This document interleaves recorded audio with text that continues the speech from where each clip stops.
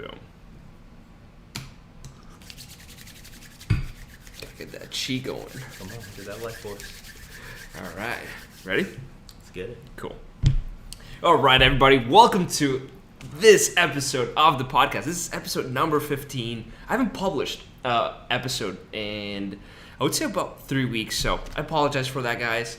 I've been working a lot of cool stuff that I'm going to bring to you. But today, we got Alvey coming at you live again.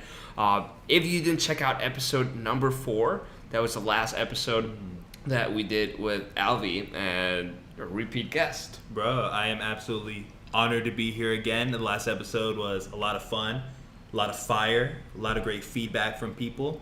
So I'm just grateful to be here with you again, being able to talk all things life. The episode that we did with you, that's been my mom's favorite episode. She watches, she watches every single thing that I put out, and she was like, you know what, like that episode with Alvey, the way he deconstructed everything, that was such a good episode. But she loved it. But for those of you guys that don't know, Alvey is an entrepreneur. He is a life coach. Yes. He is a world-class speed walker. World-class. If you haven't checked out his Instagram, definitely connect with Alvey. What's your Instagram? At Mr. You Can Too. MRYOUCAN, the number 2. Powerful. So let's start there. Let's start with You Can Too. Yes, sir. Because you've built a whole brand on the You Can Too slogan. So where did that come from, and what does that mean to you? Why are you so passionate about making this the message that at this point in your life you're pushing out into the world with like such strength and will? I appreciate that. It's a great question, and it's interesting because where my mindset around You Can Too started and where it is now is actually a journey of transformation within itself. So something that I talk about in my story is, one, how big of an impact my mom had and why it is I do the work that I do in terms of helping myself and others become the best versions of ourselves, physically, mentally, emotionally, spiritually, socially, financially, intellectually, all of it, right? And when I first created You Can Too, it actually came from what I would say like a negative place, or even like a reactionary place, where I heard my mom say, I can't, so often. And all I ever wanted to tell her was like, no, you can do this. You can do it. You absolutely have the ability to do it. So when I created my own entity, I first named it You Can Too because of how often I heard my mom say, I can't. A quote that's stood with me for about over a decade now is from Henry Ford. And he said, whether you think you can or you can't, you're right. I'm going to repeat that one more time. Whether you think you can or you can't, you're right. And I know in my own experience how many times I've stopped myself from doing something because I told myself it wasn't possible, and how often I've succeeded at things because I told myself I could do it. So as we fast forward from when I first started You Can Too about 8 years ago up until now, You Can Too is a mantra and a belief that's really rooted inside of possibility, knowing that I have everything within me to create whatever it is that I want. And I know that if I can do it, you can too, because we're both human beings. I love that we started here. One of the most empowering beliefs, and it's almost like a software program at this point that I've adopted in my life, has been to, when I see someone doing something that I would like to do, is, well, if that person did it, then I can do it too. Damn right. You know, and a lot of people that tune into this podcast, they're people that are just getting started, or they're on the fence, you know, and that's a stage that's naturally surrounded by a lot of fear. And the question often comes up, it's like, do I have it in me? Right. Do I have it in me to do this? So I love that we started here, because one of my favorite books is Psychocybernetics by Maxwell Maltz. And in it, he often talks about how behavior always follows belief. Right. And it goes back to what you were saying. If you believe subconsciously that you can't do it, or that you're not good enough, or that you don't have it in you, even if you try, you will self-sabotage yourself into not doing it because you don't believe that you can do it. And I love that this is your message, letting people know that yes, like, you can too. And like the thing that I think every single person should internalize is that I can too. Yes. I can too. Yes. It's such a great point you make of how it really does start with the mindset, because I know how much in my own life I unconsciously self-sabotaged because of my thinking. Now that I'm a little bit more seasoned and I've been doing the personal development, which has been very much geared around mindset and self-awareness, it allowed me to understand, like, oh wow, there's so many things I didn't do simply because I didn't think it was possible for myself. So for you listening right now, I would love for you to think in your own life, what are the things that you've told yourself that you couldn't do that you made yourself right about? Think about that. Totally. It's so easy to make yourself right when you say you can't do anything, because at the end of the day, all that leads to is not doing it, sitting around, or living in the land of tomorrow. I know a lot of people who are getting started in their entrepreneurial journey, and I'll speak from my own experience, how easy it would be to say, well, hey, I'll get it done tomorrow. Right. With this assumption that tomorrow is going to be the day that it actually gets done, when in reality, tomorrow just turns into another tomorrow. Totally. And before you know it, nothing's gotten done. Yeah, it's a habit. And for me, sometimes I wasn't even aware that I had this subconscious limiting belief of I can't do it. You know, and for me, the way that I realized that I had that subconscious negative belief is because I wanted to do this thing, and I kept putting it off. And months would go by, quarters would go by, and sometimes years would go by.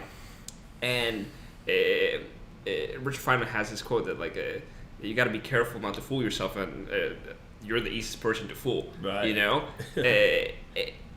and I thought that I was capable, you know, Right. not realizing that I had this deeper belief under that like, no, like I'm not worthy, that I can't do it. So if there's something that like you've been trying to start for a while, maybe this is the right time to take a look at your beliefs, and do you truly feel worthy of the thing that you're going after? Do you truly feel capable? And if the answer is no, what can they do, Alvey? Wow. I love that. It's such a great question. What I would say is, if you ask yourself about that and you tell yourself no, the first thing I would check in on is that true? Where's the actual truth in that? What in your past experiences has shown you that you are not worthy of that thing? Because if we're able to take a step back and look at the fact of the matter, it's more likely that it's your interpretation of a certain fact that has you not feel worthy. Let me give an example of this. Let's say you tell yourself for dating, it's like, oh, I'll never find the right woman. Yeah. Right? The fact is, you haven't found the right woman yet. The fact might be that the 20 women that you've dated so far were not the right woman. That's the fact. That's what it is. Yeah. However, the unworthiness comes into the interpretation of that fact of, well, if I'm 0 for 20, I'm going to be 0 for life now. Yeah. Well, that's blasphemy. That's nonsense. Right. That's not true at all. Yet, because you're making that up to be the truth, well, now you're just setting yourself up to make yourself right and make yourself unworthy. Or if you tell yourself, well, no women like me. That's not true at all. Have you asked every single woman in the world? Right. Right? I'm sure at least one likes you. Yeah. Yet, because of past experiences, we might say, no, we're just speaking generalities. No one likes me. No one wants to do this. No one wants to do that. So now I'm not worthy. So to round that up, it's really about separating the fact versus your interpretation of that fact, and understand like where are your interpretations showing up and how are they holding you small. And I would flip it and start to think of as a solution, well, what would it look like if I was worthy? What are ways in my life that I've shown that I am worthy? Yeah. And start to remember those as opposed to only thinking about the things that made you feel unworthy. Yeah, this is so good. If you guys haven't taken out your notebook yet, like I'm taking notes here. I see the remarkable. Come on. I love this idea of, and it's not an idea, it's a tool of injecting doubt into the limiting beliefs that you have as a way to make them a little bit more malleable, right? And for you to be able to then inject a more empowering belief based on looking at proof in your life where you've shown up as that person. Right. And one of my mentors taught me to, every time that I have a really positive experience, to write it down in my notes in my phone. I can go and it's a list of, like, at this point it's like 35 things of things that I've done, things that I'm proud of, things that situations where I showed up where I felt powerful, and you can do this. You can just kind of look back into your life and get all these experiences down. But whenever I'm feeling down, whenever I need like a little mindset shift, whenever I'm feeling a little bit unworthy, incapable, incompetent, I go back there and I'm like, no, like, you got it in you. Absolutely. Look at all of these situations where you've shown up powerfully, confidently, as the highest version of yourself. Like, that's in you, Right. And it's a great way to, like, kind of just shift back, shift out of that, like, negative mindset and into that positive mindset. So I want to transition a little bit into I tune into your stories a lot on Instagram, and you start every story with dynamic blessings. Yes. And I have no idea what it means. Yes. And I've been wanting to ask you, and I'm so happy the camera's turned on and I get to ask you this in person. What does dynamic blessings mean? Bro, I love that. So first of all, I have to give credit where credit's due. I got dynamic blessings from Dr. Michael Bernard Beckwith. He's the spiritual leader of Agape. Unbelievable man. Unbelievable. There's very few people that I come across, whether it's in my own personal life or through books, podcasts, all those things, where I'm just like floored and like, oh my God, like, this is my person, right? And Michael Beckwith is that. And one time I heard him say, like, he started a video with dynamic blessings. Yeah. And I was just like, oh my God, like, it just hit me in my heart. I'm just like, damn, like a blessing in itself is amazing, but a dynamic blessing. And the way I internalize a dynamic blessing is just the enormity and the multifacetedness that goes into what it means to be blessed. Ooh. Right? So when I think about my life and how much, just through all the opportunity, the different things I've been a part of, the different people I've met, all of that stuff that had to happen for me to be right here, right now, all of that is just super dynamic in the sense that it took so much for it to happen. Totally. And it came from up, down, left, right, this dimension, other dimensions. Like, it just came from so many places. So when I think of a dynamic blessing, one, every blessing is a dynamic blessing, but dynamic in the fact that it just comes from so many places, so many areas, so many thoughts. Like, words don't give it justice, but you feel it. Okay, I love it. It.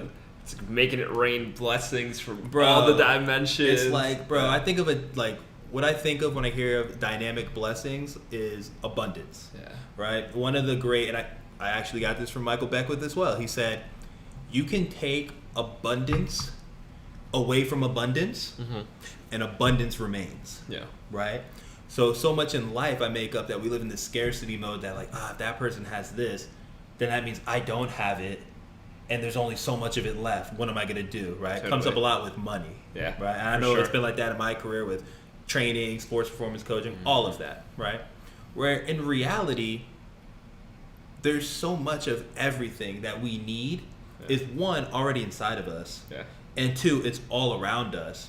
So my whole thing is like, understand everything that we would ever need is already here. Totally. And we're good to go.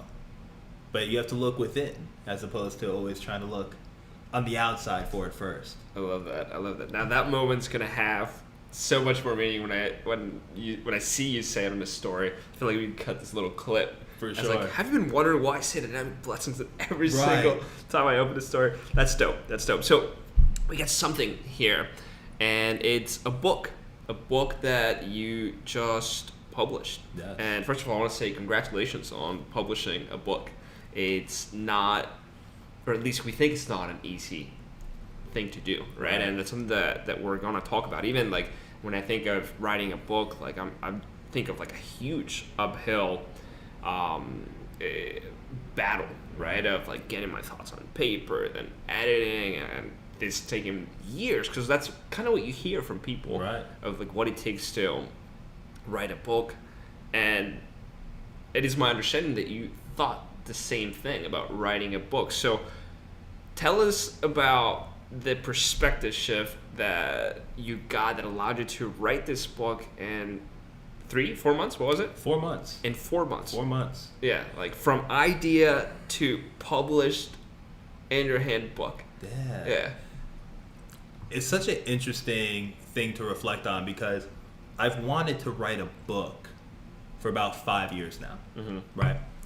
And it was one of those things where, looking back in hindsight, it just wasn't a big enough priority because I didn't work on it, right? But my mom's birthday just passed, well, not just passed, time flies, 6 months ago, in June. And my mom passed away almost about 6.5 years ago now. And when her last birthday passed, I said, you know what? By June 2022, I'm going to have my book completed. Yeah. So I basically decided, I made a declaration that this thing is happening. So from June, and mind you, I thought a year was going to be fast, right? I was like, oh, put out a book in a year, like that's fast, right? Yeah. So from June up until about August, I hadn't done shit. I didn't do anything for the book. And I just so happened to be at Miami Made. Yeah. It was just a group, a conscious entrepreneurship group that we're a part of. Shout out to Miami Made. And I heard my now friend, associate, and mentor, Mo Hassan, speak. And we do this thing called a give and a get, where we can go around and we can say things that we want to offer to the group for free. And then also, if there's anything that we're looking for, we can say like, hey, I'm looking for this type of help. Can anyone help me?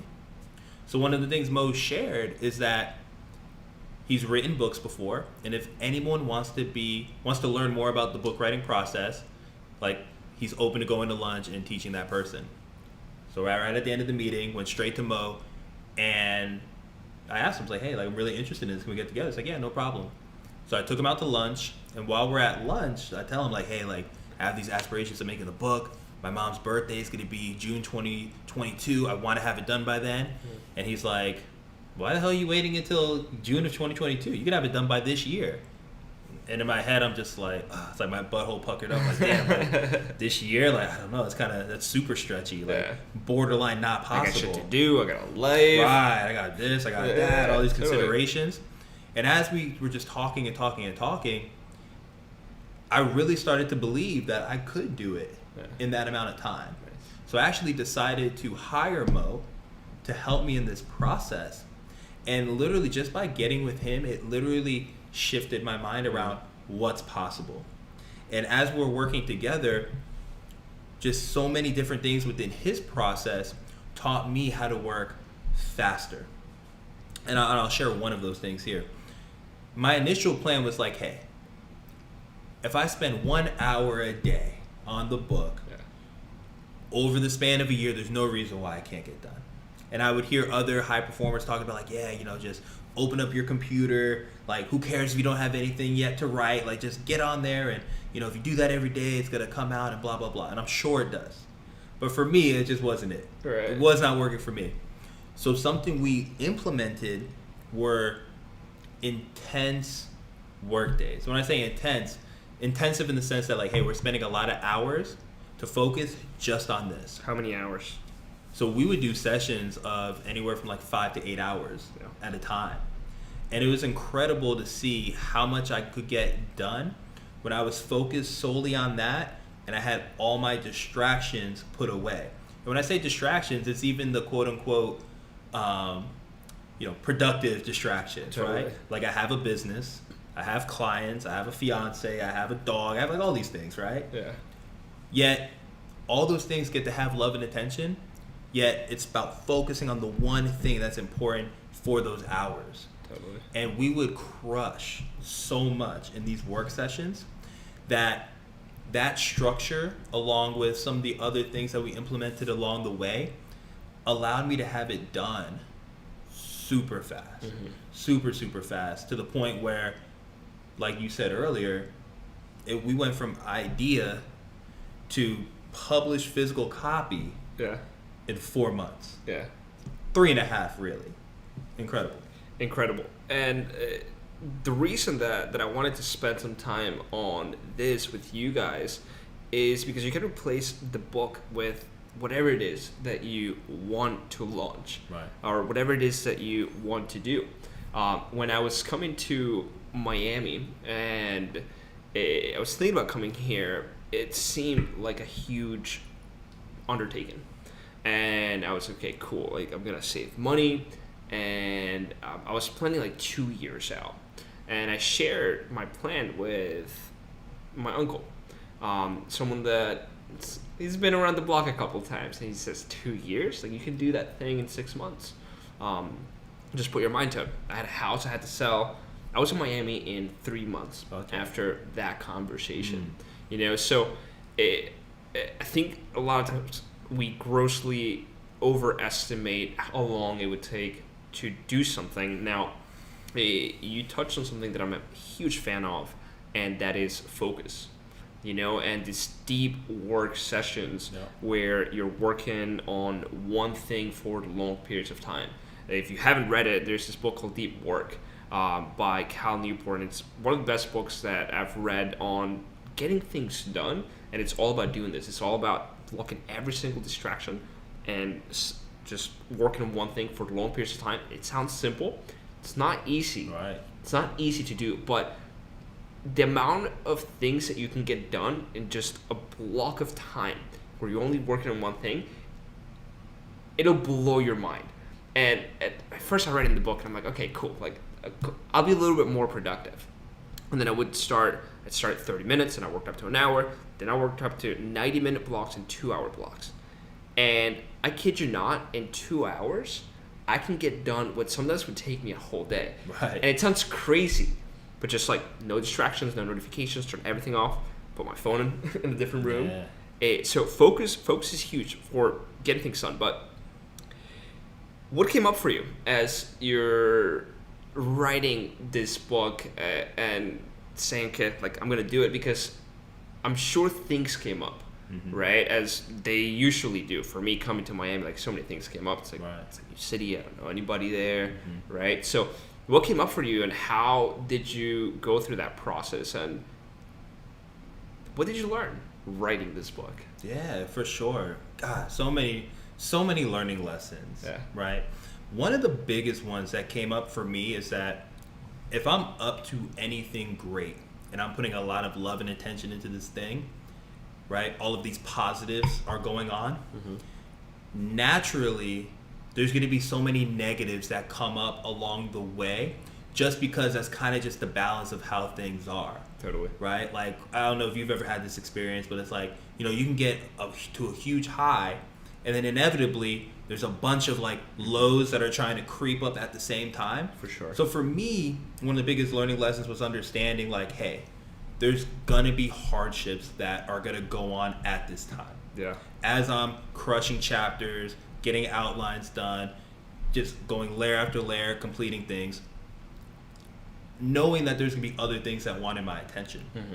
So one of my biggest challenges I was able to overcome was being able to give the book the love and attention it needs, while also still making dedicated time for my clients, for their programming, for my own personal well-being and my health and wellness. Basically understanding like, okay, there's more than enough time, but to your point that you were talking about earlier, let me focus deeply on whatever it is that I'm focusing on here. Yeah. So when I was doing the book, I was only doing the book. And then when it came time to work with clients, and where the challenge was, at first, I would be working with the clients, but then thinking about like, what about this thing for the book? Totally. Right? So it's like almost like I was trying to be in two places at one time. Yeah. And at least physical universe, not possible, right? So what I learned quickly is how important it is to, again, in the same way I'm doing the deep work with the book, still do that deep work with my clients, still do the deep work with my business, still do the deep work on my own health, well-being, personal development. So finding that balance was a challenge that turned into a great lesson. Yeah. The second thing that I learned in this process was how healing writing this book was for me. So much of my story and my background and my passion and my trials, my tribulations, all of it comes from the relationship and the dynamic between my mom and I the last few years that she was alive. And to just go back in and to recount all of these stories from childhood to teenage years to college years to right after college had me realize like, wow, I've grown a lot. And something that I think is special about this book is that it's going to really show people where I was before and how I was. Like most people know me now as a super grounded, calm, cool, loving person, which I am. And still within me is all the same things that I were in terms of being very combative, very righteous, very explosive, like being that dude at the club, you staring at me like, the fuck you looking at? Like that type of guy. Which is crazy because I don't get that energy whatsoever from you now. It's so funny. So many people say that. Yeah. And that's where one of my coaches shared this quote with me. This whole idea of the sense of being, the distinction between being like powerful and like a pushover, right? So it's one thing to just let anyone just step on you because you're scared. Yeah. Right? It's another thing to have other people maybe say something you don't like or do things you don't like, yet you keep your peace during that situation. Totally. You're composed and you act in a way that is going to serve you, right? It's the distinction between being peaceful and a pushover. For sure. So like all of those things and all the ways I used to show up before, they're still within me. Yeah. Right? I'm sure there's certain things that if it happened, it would like still show up for me in some type of way. But it allowed me to really understand like, wow, like I've grown so much in these last 7.5 years. And again, if I can do it, you can too, right? Yeah. Like, which is beautiful. Yeah. I want to ask you a question. I'm gonna close the blinds for you because I'm noticing that the light's kind of getting a little messed up for you guys because we're getting some sunshine over here. But any undertaking for you to be able to bring anything forward, it requires sacrifice. You know, so I know you just talked about the 6 to 8 hour shifts that you dedicated to the book, plus staying going and working with your clients. You got this out in 4 months, which is amazing. What sacrifices? What did you have to sacrifice to be able to do this?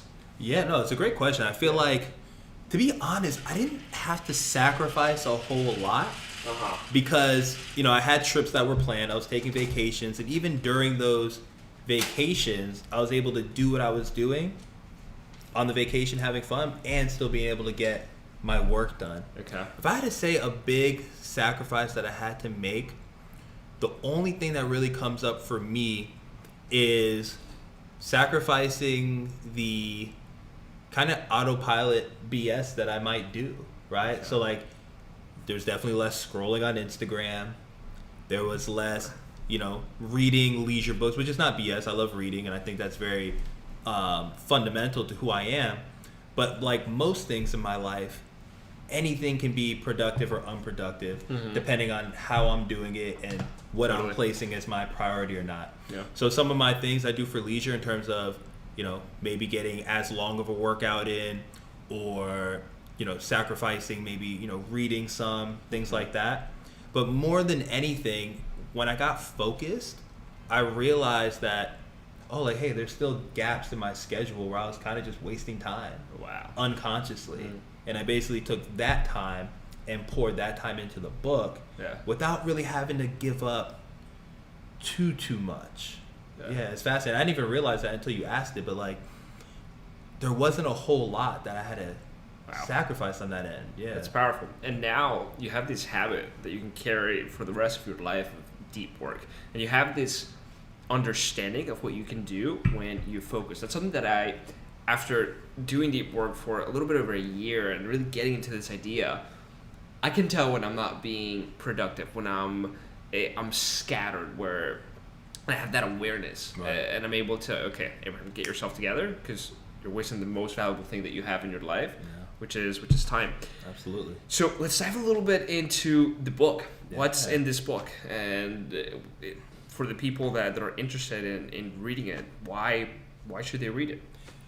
So I think the most important thing to realize with this book is that there's so many people that can gain valuable lessons from this. Whether you're a mother, you're a son, you're a father, you're a daughter, you're a spouse, a partner, an employee, a boss, anything.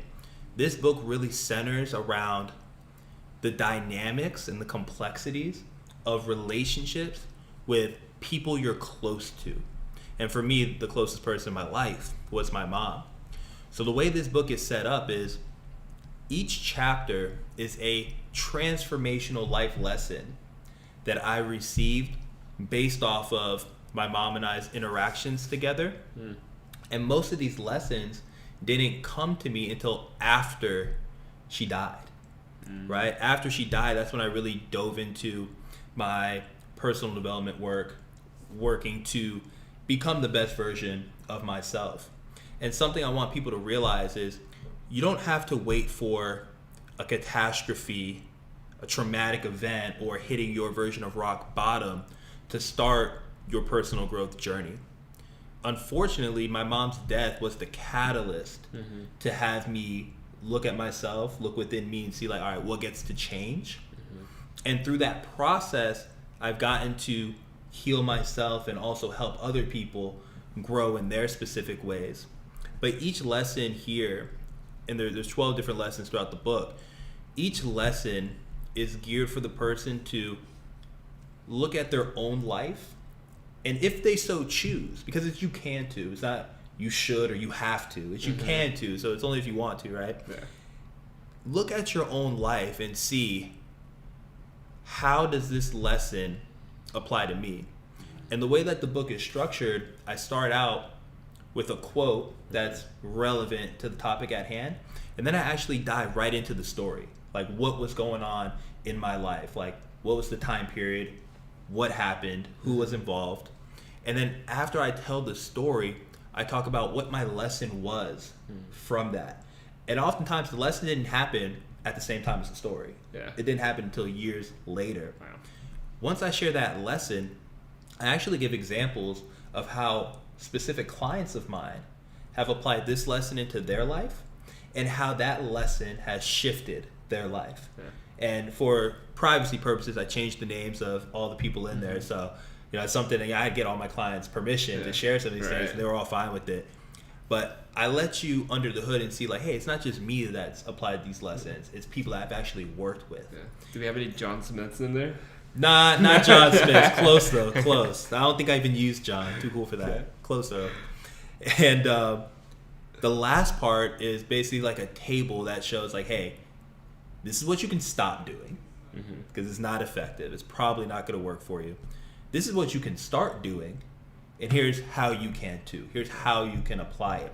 And then from there, if you as the reader, you want to apply these things into your life, there's very simple and effective ways to start incorporating it.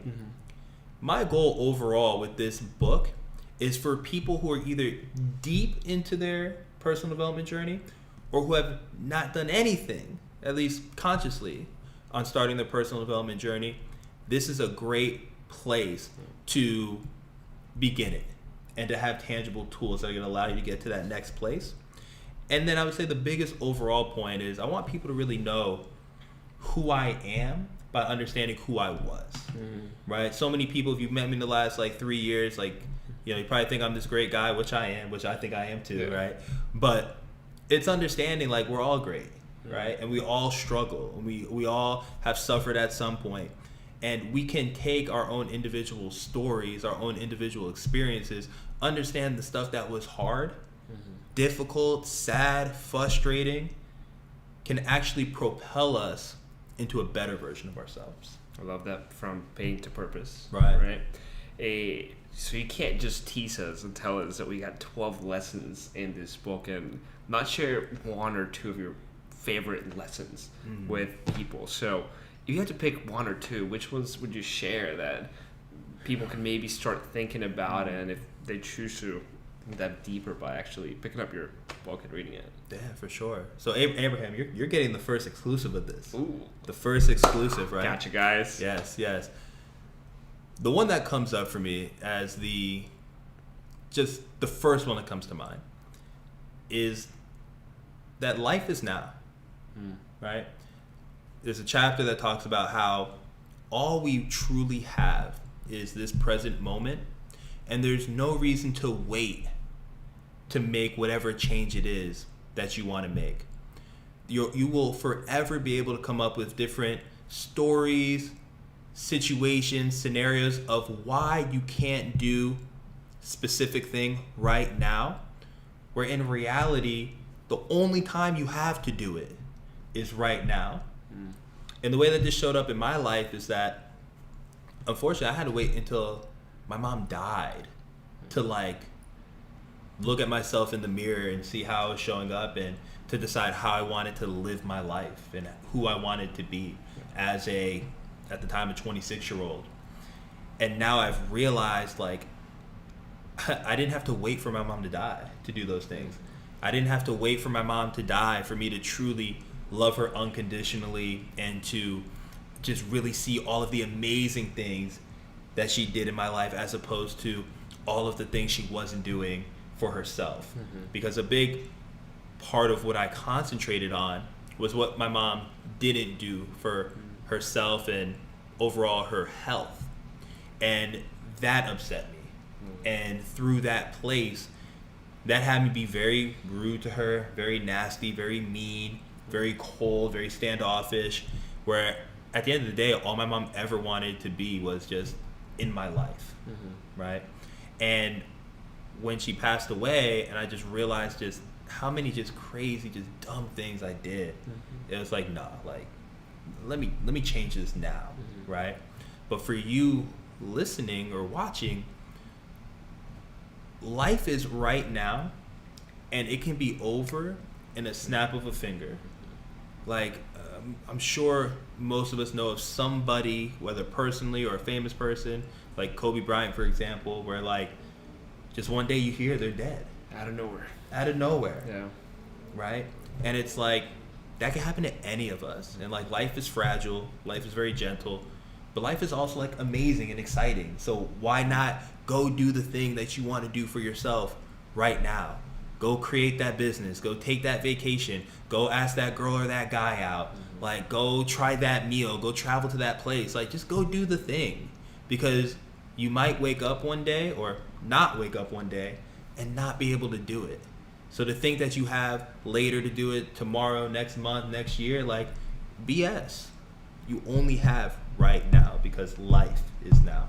Yeah, thank you for sharing that. No, I appreciate you I think asking. often we think that we have all the time in the world to do all the things that we want to do, until we unfortunately realize that we don't. Right. And then it might be too late at Yeah. that point. Dude, thank you for writing this book. Thank you for pouring your heart out. Thank you for sharing this with people. If people want to check out your book, where can they do that? Where could they order it? Is it on Amazon yet?